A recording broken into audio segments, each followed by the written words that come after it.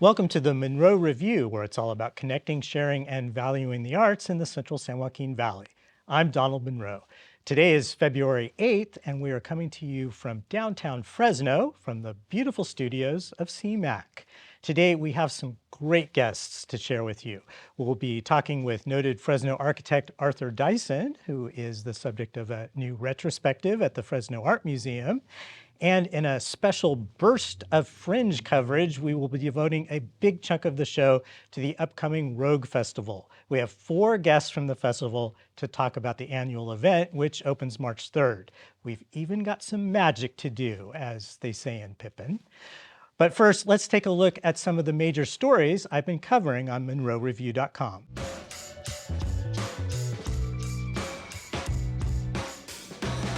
Selma Art Center, where you could hear that Pippin lyric a few months ago, is in the middle of a run of the play She Kills Monsters, a contemporary play set in the world of Dungeons and Dragons. Theater critic Heather Parrish reviewed the show for the Munro Review, calling it an audience pleaser with a smart, funny script. And while there were some wobbly moments in terms of scene transitions on opening night, it's a light, breezy, and enjoyable outing. The Fresno Philharmonic is playing one Mahler piece a year for the next few years. Music director Ray Hatoda is a big fan of the composer, and this year she selected the monumental Mahler Fifth Symphony to present to the audience on February 11th. In my preview story, I talk about why it's such a challenging piece and what it means for the Fresno Philharmonic to do it well. A new round of exhibitions at the Fresno Art Museum opened February 11th. We'll learn about one of them in detail in just a moment, but there are 3 others to be aware of. You'll get to see rare works from the private collections of the children of Bay Area figurative artist Nathan Oliveira. Many of those works have rarely, if ever, been seen before by the public in either museum exhibitions or gallery presentations during the artist's lifetime. Another show featuring wall works and sculpture by Oakland sculptor Bruce Beasley opens, and an exhibition titled Remaking Boundaries features work from the permanent collection by multimedia artist Carolyn Harris and fine art photographer Kay Lang. Speaking of the Fresno Art Museum, let's move on to my first guest, Arthur Dyson. Thank you so much for being here, Art. It is a privilege and an honor to have you in the studio. My pleasure. So you have actually had several retrospectives at the Fresno Art Museum. What is it like to be an artist with more than one retrospective? Well, it's very flattering. It's very flattering. We actually have a show that's just finishing at the University of Oklahoma called The Renegades. It's not a one-man show, but it's a number of architects who see things a little bit differently than the average architect. Now, when folks drive around town, Fresno, they see your buildings every day. I mean, the ones that most people would recognize immediately would be University High School, Woodward Park Library. Your new Buddhist temple just opened. Right. Are those, do you get people talking to you or asking you questions about those buildings, even though some of them open? Oh, we do often. We do often, and we have tours, and we have folks coming up from different parts of the country to look at some of the work. And this retrospective, you are going to be, we're showing images of your work, but also models? Is that correct? Yeah, I think she's got about 20 models. And this would be curator Michelle Ellis-Pracy. Yes. at the Art Museum. Do you just keep all those models in storage, knowing that you'll be asked to bring them out? Actually, we have them in the office, or we did have them in the office. It looks like we were burglarized here if you go through the office now. Because they're all in the museum. They are. Well, let's take a look at some of your images. And we have a number of images of your work. So this first image, what's happening here? We brought some various images here from the show. This actually is the one that I don't think anybody's seen this before. This is from 1957. This is Frank Lloyd Wright and his son Lloyd Wright, who was a very fine architect. I'm the one without a hat. Oh, you got to spend a lot of time with him. you were inspired by Frank Lloyd Wright. What's something you learned from him that you carry with you today? Well, I think I learned a passion for architecture, and I learned what architecture was really about. You know, it's more about capturing the spirit of folks rather than just recreating an image. He was a sole architect at the turn of the century in creating a true American architecture.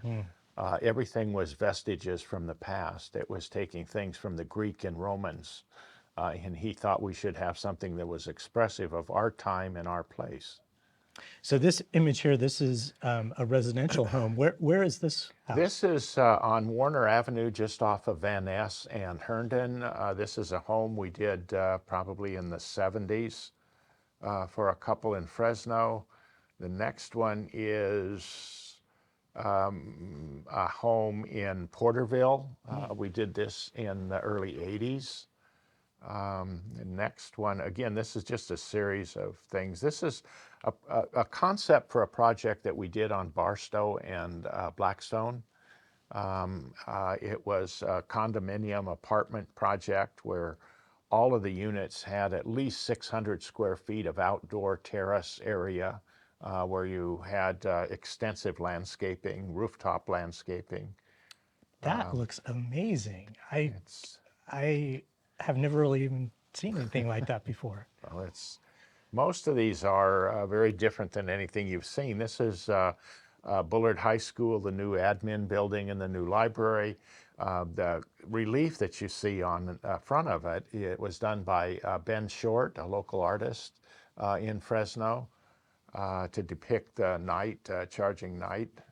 And this is a new project that we're doing on the San Joaquin River, working with all of the Native Americans, the different tribes in the valley.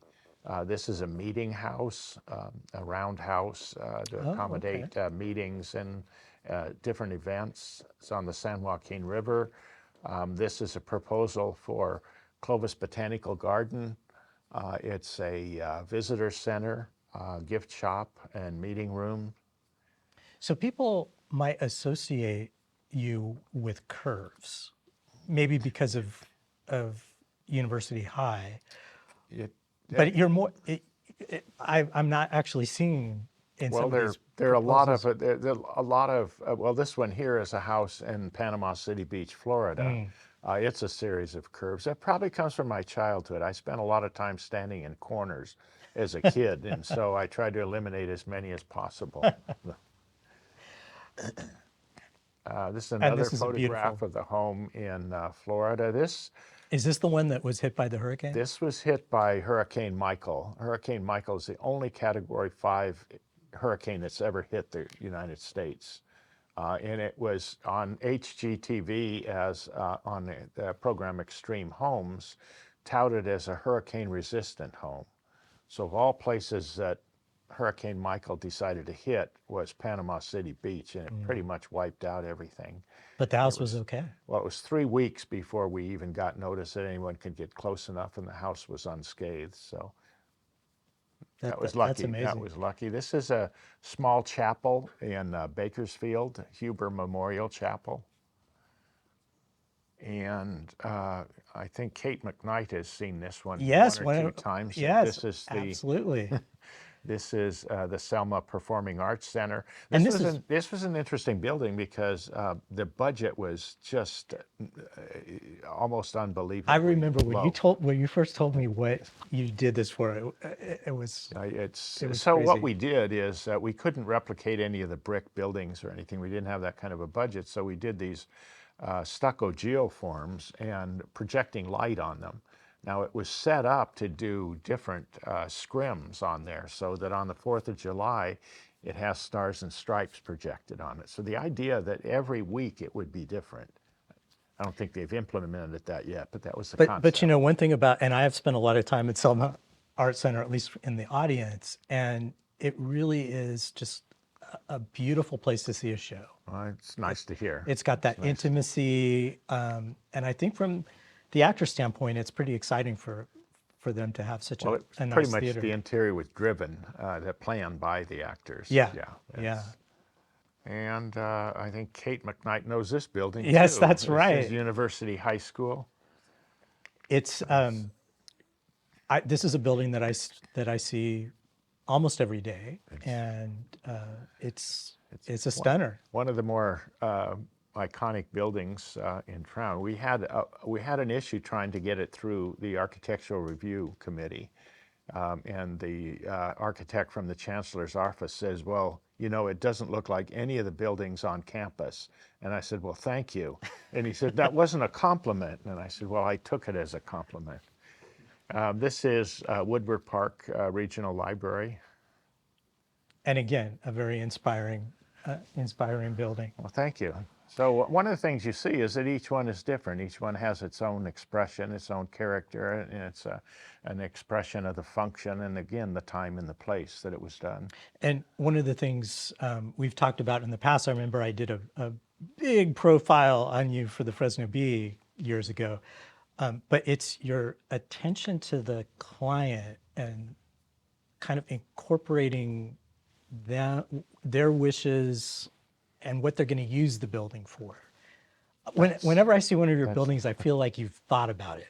Well, that's the intent, and that comes from my undergraduate work was in psychology and philosophy, so I traveled a different road towards architecture. So with residential clients, I have a 32-page questionnaire that asks them their favorite writers, their favorite music, their favorite books, their favorite vacation spot. You know, you try to get to know a client and find those inner strings. Find the strings that reach back to the hearts of your clients.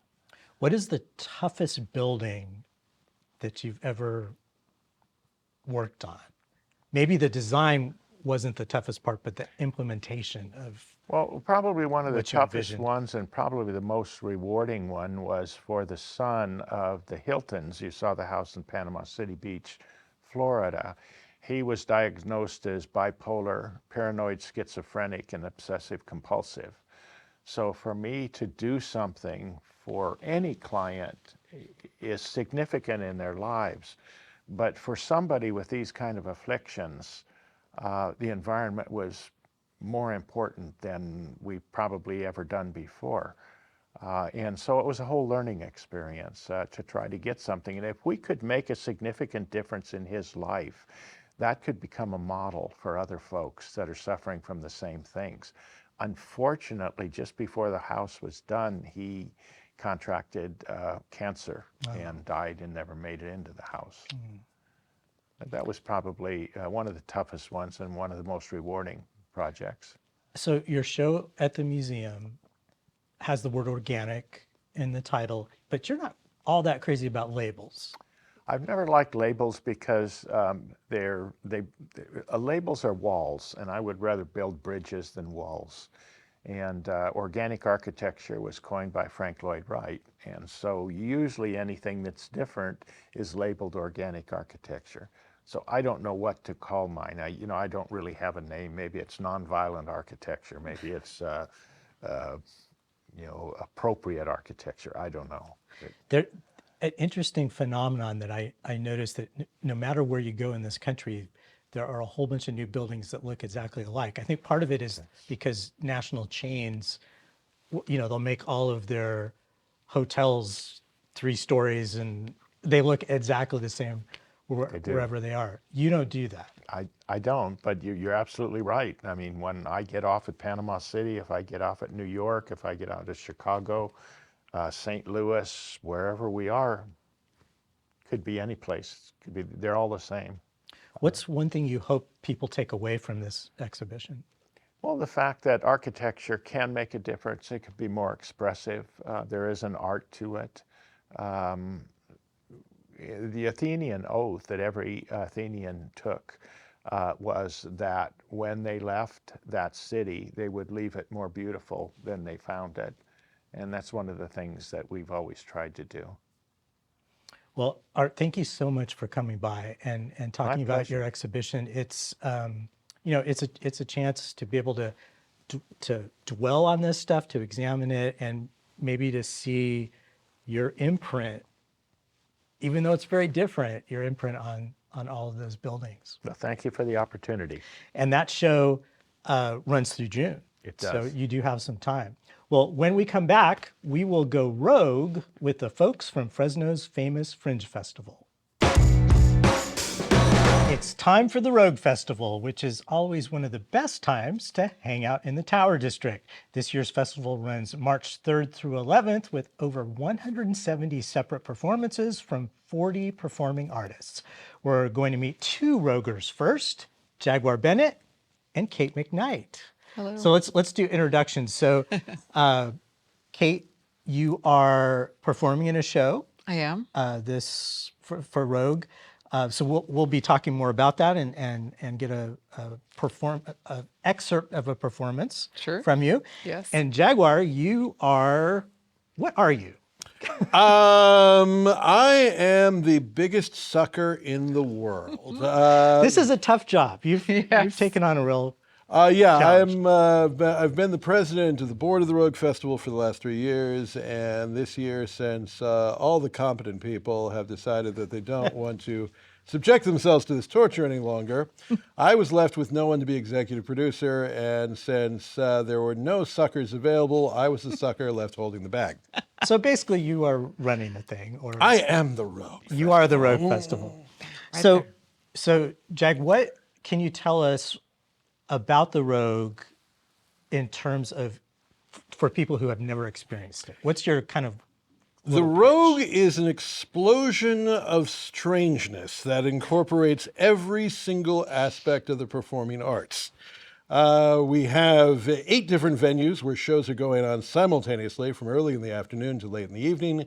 Every venue switches shows every hour and a half. No show is more than an hour long. No show is more than $12. The idea is that you see a rapid number of performances. Make a whole day of it, make 2 days of it, make 6 days of it. And we have everything from theater to music to dance to magic to stand-up comedy to spoken word to poetry to performance art and to things that are simply too strange to even be described. Now, we still had the Rogue during COVID. At one time, it was all virtual. Yes. Last year, it was sort of taking like little baby steps, right? I mean, it was live, but it was still a little smaller than usual. Yeah, in 2021, we had to go all virtual, so we did everything by Zoom, which was kind of interesting. Last year, we were back to live performance, but we'd lost a couple of venues and we were a little bit smaller. This year, we are coming back up to full strength. We have 5 regular Rogue venues, which are venues that the Rogue Festival actually manages itself. We have 2 full off-Rogue venues, which are venues that are places that usually do kind of performing arts things, and they've decided to ally themselves with the Rogue, but they book their own acts, quite separate from the Rogue process. And we have 1 show that is in an artist's underground venue, which is when an artist can get someplace to perform and put on a show directly themselves. So we'll talk in just a bit about the wristbands and the way you get tickets and all that stuff. But let's shift over to Kate for a second. Which venue is your show this year? I'm at Vini Vidi Vici on the patio, which is also Jag's venue, because he's also performing. I mean, we'll talk about that. Yeah, we have to ask. We'll talk about that craziness later. But I'm at the patio of Vini Vidi Vici. I've never performed there. Seen many, many performances over the last 20 years, or almost 20 years there. So it's a return to the Rogue for me in terms of this type of writing something. I've only done this one other time. Why am I doing it again? Because it's highly stressful because it's not a character in a play. It is a bit of my own life. And so it's called Ashes to Ashes, a tragic comedy. So yes, there's a little dark humor embedded. But the difference about this show as compared to my other performance and other people's storytelling solo performance type shows is that I have 2 musicians with me. My sister, Sarah Famitas, and Abigail Nolte. Some people know her. My sister, Sarah, lives in the East Bay, another added woohoo challenge. She doesn't live here. Abigail, many people know, a wonderful performer. And they are kind of like a musical Greek chorus of sorts for me. So I'm doing my monologue, telling my story, and they interject with most of them well-known songs that I've chosen, and sort of interject. They would be like responding to something I've said, commentary, maybe on my life, and also imploring me to think of things differently. And there's a few songs that we break up the lyrics. It's not all the entire, most songs. Things like Alanis Morissette. There's a song by the Lumineers, if anyone knows the Lumineers, a Rolling Stone song, and which I will preview a little teeny piece for you. But they're wonderful singers. They're wonderful guitarists, and just this added feeling of music combined with theater, with the spoken word. It's right up my alley, and it's really great fun to work with them too. Now there's some sadness Yes. in the show. You are thinking about your life, about previous events. What is it like to kind of bare your soul? Well, for folks? I think that's the part that does actually make my stomach churn. It's very exposed. It's a very vulnerable feeling. There's that stylized theatrical part that you can kind of, help to guide one through that, and also the use of music helps me. But I think this was one of those shows that I felt it just wanted to be written and wanted to be performed, and it's a response to. What really spurred me into action was my father's death at the beginning of August, and I already had this. This has been brewing and coming together in my mind for a long time, and it just felt like this was a good way to deal with grief, but also other things, other losses, and also to that I could have. I'm a person who sort of picks herself back up. And as my sister says, yes, there's even like a sense of optimism at the end. So, it's not all sad, but I think it will appeal, I hope, to others, particularly people of my age, maybe who've lost parents, been through divorces, plural for me. Not quite the second one, but I don't know. I've probably given you a longer answer than you wanted. Well, it's interesting that you bring up the idea that it's also a theatrical experience, because Yes. many of these types of shows that I've seen at the Rogue are actually done by very good actors. I mean, there's a sense of giving a performance, which is, I think, what makes it different than someone just getting up there and kind of spewing their guts, Yes. basically. Absolutely. You always have to be thinking about, how is this theatrical? And of course, with Truly. you, I'm sure that is. Thank you for your voice of going to be support. Well, I part of think the that's really process. important. It really should be a theatrical experience for the performer, but also your audience. Otherwise, why do this? This is not a therapy session. I shouldn't be just there to. When you go to something where you begin to just completely feel really awkward, uncomfortable, some of that's okay, but to a certain point. But then there's moments where you need to allow people to relax and laugh and recover. It's, Shakespeare did that, right? I mean, like with the drunken, porter in Macbeth. So, and after being in Macbeth, I was glad people laughed after that horrible murder. Right. But I don't think There's got to be a sense of like ups and downs or peaks and valleys. So. Yes. I mean, I obviously don't aspire. I'm not a Shakespeare, but I've learned, I think, my lessons well throughout reading great literature and great dramatic literature, and hoping that I can take people along on my journey, but it's really supposed to be also about their journey. I mean, it's really, you're hoping that something's universal and that people can relate to. Exactly. And maybe along the way, change their way of thinking about something, or just feel something. And then Jag will come along with his show, and then he will change the world. That's right. So He's right Jag, after me a couple of times at least. You always have the greatest titles. Tell us what your title is this year. We're Doomed, a very short guide to the future. Okay. Are you as far along on your show as Kate is on hers? Because Kate's going to actually do a little reading for us. I'm a little bit behind, shall we say. I like to make my shows fresh as possible. Okay. They are so bang you up work to the well minute. on deadline, right? Yes. And I have no idea. There could be a great disaster, happening tomorrow that I really need to incorporate into the show. Because everything's changing. Well, both of you are such veterans at this that I think it's exciting just to see what you're going to come up with. Well, Thank you. I hope the audience feels the same way. Yes, we both do.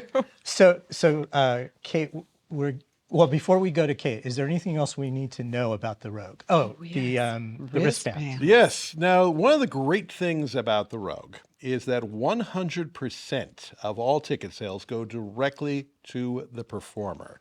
So when you see Kate, all your money is going straight to Kate. We don't slush off anything at the top. That's why we have the Rogue wristband. The Rogue wristband is your ticket to the entire festival. And that is money that does go to the Rogue Festival, so we can keep coming back year after year. We are one of the most financially solvent arts organizations in our community, and we would like to keep it that way. And that the Rogue has lasted for over 20 years now, and we want to keep it going for another 20 more. So you buy a wristband that lets you then buy a ticket for the other shows, but you only have to buy the wristband one time. You only have to buy the wristband one time, and it's a very attractive wristband. You'll want to wear it to show people your support of the Rogue Festival. And of course, you can go to the Rogue website to learn kind of all those details, ticket prices. Yes, you can go to FresnoRogueFestival.com. Now, you really want to pick up a Rogue program, which will soon be available at all major Tower District venues. It gives you the complete schedule for the festival, which will also be on our website. Every show has multiple show times, so you can catch everything you want to see. Every show has its own prices and its own nests, and so you really want to be selective, see the shows that you want to see. It can be kind of overwhelming. But I always tell people, pick a show that you have no idea what it's going to be. Just go in blind. It's fun to do at least one show. Absolutely. Absolutely. Yes. So Kate, you're going to do a little reading for Yes. us, and I know we're still a few weeks away, so you're still away. I'm not completely off book. Okay. Is there anything you want to set up for this? I do want to set up that this part of this little excerpt comes a little bit later on in the show, and so in between different sections, there's different songs that have been heard. So in the middle of this little story, I'm only going to do this one piece of it. Just imagine it would be normally my sister would begin singing, but I'll finish with a couple lines of that song. I don't want to give away yet what that song is, but. Yeah, so as I told you before we started, it's interesting. Even though I wrote it, it's still like I have to memorize it, even though I wrote it. It's really odd. So forgive me for having my cheat sheet. No worries, no worries. Reinventing yourself amidst heartache and catastrophes? Well, I'm an expert at that. After you've crawled around a bit on the floor on your bloodied knees and you drank yourself away your sorrows and prayed to the porcelain god once too many times. You ripped up photos and the cards that he gave you, and you do the ceremonial unfriending on social media. And last but certainly not least, after you stop feeling destroyed every moment, well, it's time to get up, get yourself back out there. Maybe it's time for a new hairstyle, new clothes, move to a new city. Well, you got to start over. I've done all of that many times. Do you remember the old MySpace? I kind of miss MySpace. You gave yourself a handle and you could put up photos and songs and quotes that were thematic about yourself, and you told your story on your terms. It's my space. This is my story. Yeah, there were creepy people on there. Yeah, but there were some cool people too. Well, back in 2006, and I had just left a 20-year marriage. And so I got on MySpace, and I named myself Ruby Tuesday. Yeah, well, there were lots of other Ruby Tuesdays on MySpace. I thought I was so original. So anyway, it was the perfect platform for displaying who I am, to tell my story, to, well, still be mysterious. And I was just trying to figure out who I was going to be again. Goodbye, Ruby Tuesday. Who could put a name on you when you change with every new day? Still, I'm gonna miss you. Thank you so much, Kate. We'll return with two more Rogue performers, Kyle Elder and Tony Imperatrice. And we have a clip of Tony and his unusual approach to making music. So my music is created around using the antique sounds of a pipe organ processed through modern effects processors to get a completely different effect. And so one of those effects is to create complex rhythms, which would otherwise be impossible simply playing on a pipe organ. You wouldn't be able to get your fingers to maneuver quite like that. With the looper, then I can layer other things on top of that.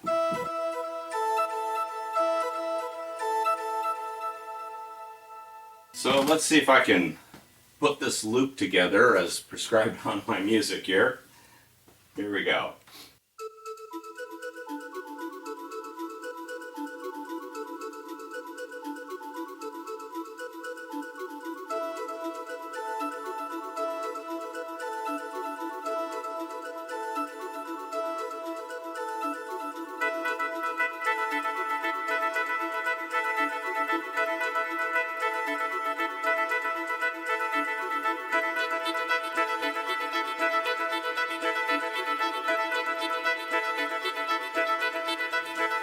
So now I have my looped stack.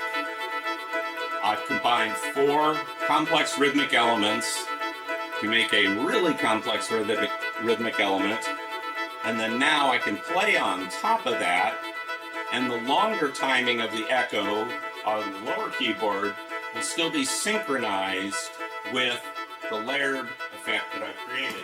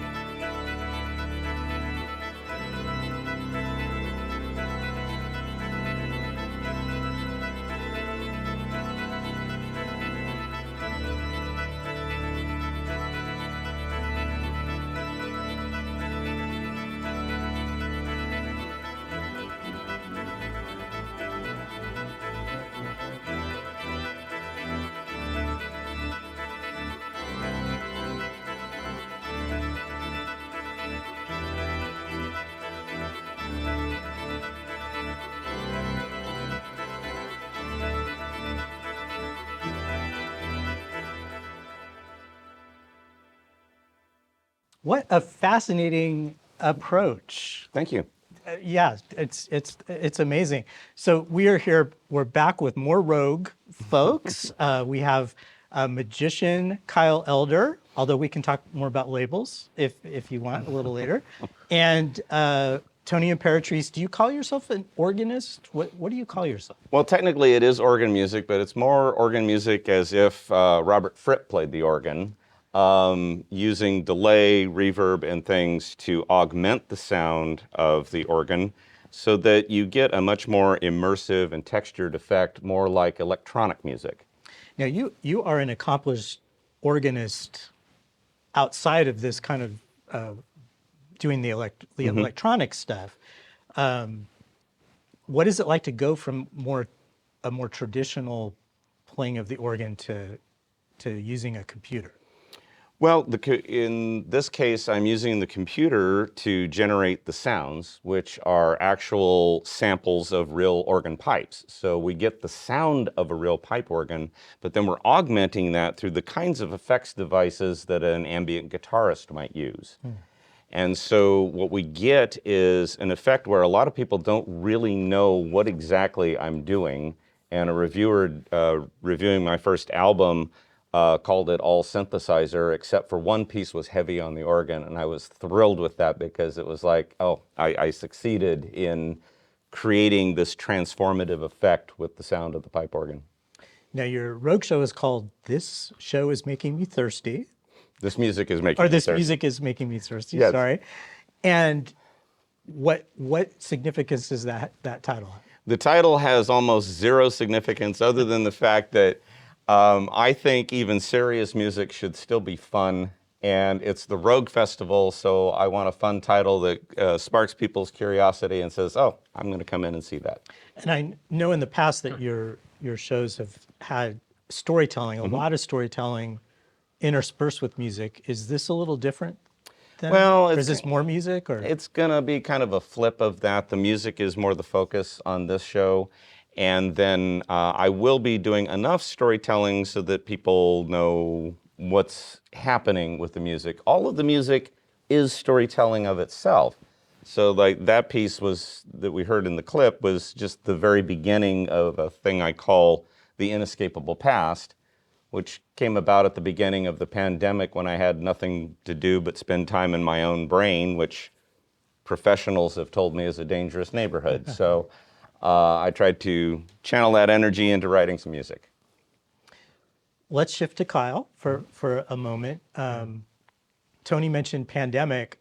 I wonder, what do magicians do during the pandemic? Did you just practice? Well, that's what I did. But yeah, there was a lot of guys in the magic industry that went to digital, and they were doing children's shows and Zoom shows.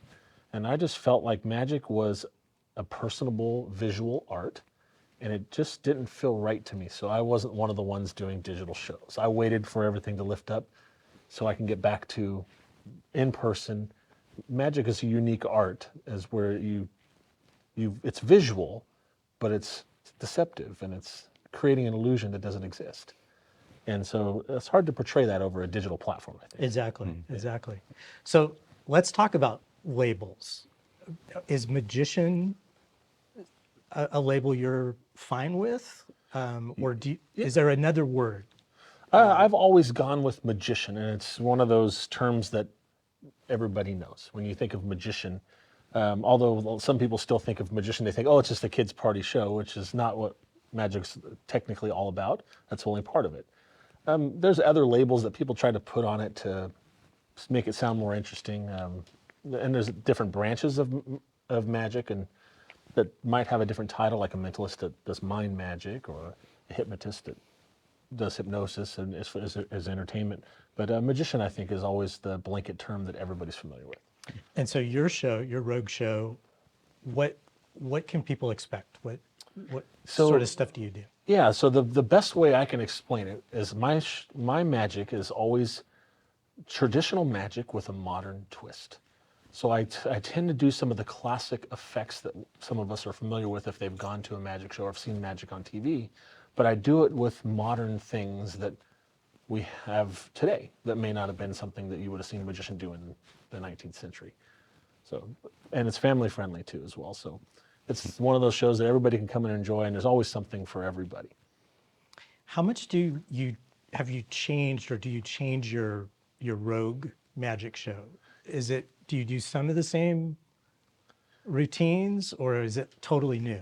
Yeah, so that's a great question. So this is probably my 6th time to the Rogue Festival, I think, over the past 10 years, and that's always a challenge. So I have my core things that I'm kind of known for, that people have seen me do and enjoy seeing me do over and over again. But every time I have to make sure that 70% of my show is fresh, which is not usually what us magicians do. We have our core show that we do in a professional standpoint when you're a full-timer. But in this case, my goal is always to have 70% or 75% completely new for the Rogue Festival. So we can expect that. So I will talk to you a little bit more about your show, and we're actually going to see a demonstration. But back to Tony for a moment. I'm curious about your use of technology, and also how that relates to the organ as a traditional instrument. Are there churches out there that are actually using like some of these electronic techniques in a like a worship service type of situation? Or do you foresee that ever happening? I don't know. As far as doing this particular thing specifically with the sounds of pipe organ, as far as I know, I'm the only one doing it. I actually did some searches because I thought, surely to God, somebody thought of this. I really haven't found anything. It's borrowed from the world of ambient music. And there are ambient players like Bill Venzel of Chords of Orion. And in fact, he does all of these wonderful videos on using these types of effects with the guitar. And I started watching those and I got kind of hooked and I thought, let's try it. Let's see what happens when I use that same technique on pipe organ sounds. And of course, that then takes us back to Robert Fripp, who, as soon as there were tape recorders to play with, he started stringing them together and saying what would happen if you ran the tape through 5 different tape recorders and looped it and did all of these things. So you have an opportunity to create a unique texture out of an ancient sound. I'm certainly not the first one to try and do something new with an ancient instrument. I mean, Hans Zimmer's doing that every soundtrack he writes. But it's fun to do it yourself and to just experiment and play around, see what happens. And then it's a process of, okay, what story can I tell with these particular elements and put them together into a composition that can convey something that's happened in my life? Well, it sounds like a fascinating use of technology and of the instrument and of music. Thank you. So, Kyle, Yes. before you give us a demo, what do you want to say? Or do you want to say anything about what we're going to see? Or Sure. Yeah. So, like I mentioned, I do a lot of traditional magic with a twist. And I always try to think of ways to make magic relevant or make it more interesting for people to draw closer to them. And there's some things like caveat things in life that we always wish that could be but can't. And I think that magic is the perfect platform to bring those things. And for example, have you ever wished that you could just put your arms out and fly? absolutely, We all have. Yes. I also wish that I could at least dream that I'm flying. I would like to, because that's so fun. Right. So as a magician, if I can make that happen, that would be memorable. And so that's a little sneak peek of what you might Okay. see. Okay. We should also throw in there that you actually met your wife at the Rogue. Oh, yes. Yeah, I was just thinking about that while we were here, and I was like, yeah, about almost 10 years ago now, I think it was my first time at the Rogue Festival, and we were only talking online, and I was like, why don't you come and see what I do? You know, and I thought, well, you know, if she sees what I do, I thought, this guy's weird, I'm not no interest there. And fast forward 10 years, we're married, and we got a 3-month-old now, and yeah, the Rogue Festival was the first time we saw each other in person, so that was kind of cool. Well, that is a great Rogue testimonial. Well, we will be right back with a demonstration with Kyle Elder. And now, the magic of Kyle Elder. Are we all familiar with the term gravity? Well, I'm going to try to break the laws of gravity here. It's one of the hardest types of magic, but I think when done right, it's the most beautiful. So watch closely.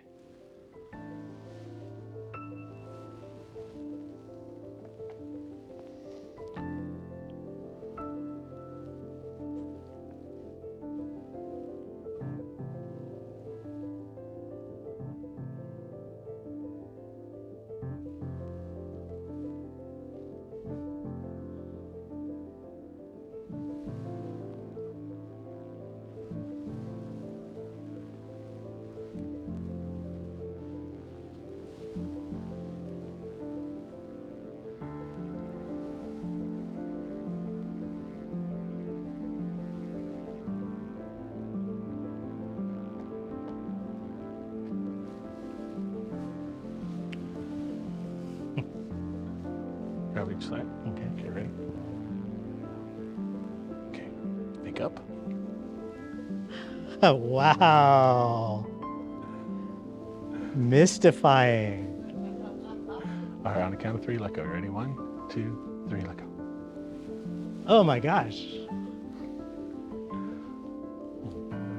It's like a drone.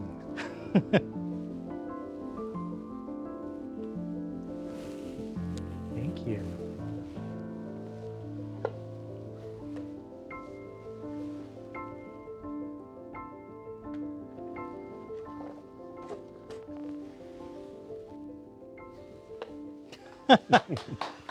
Well, there you go.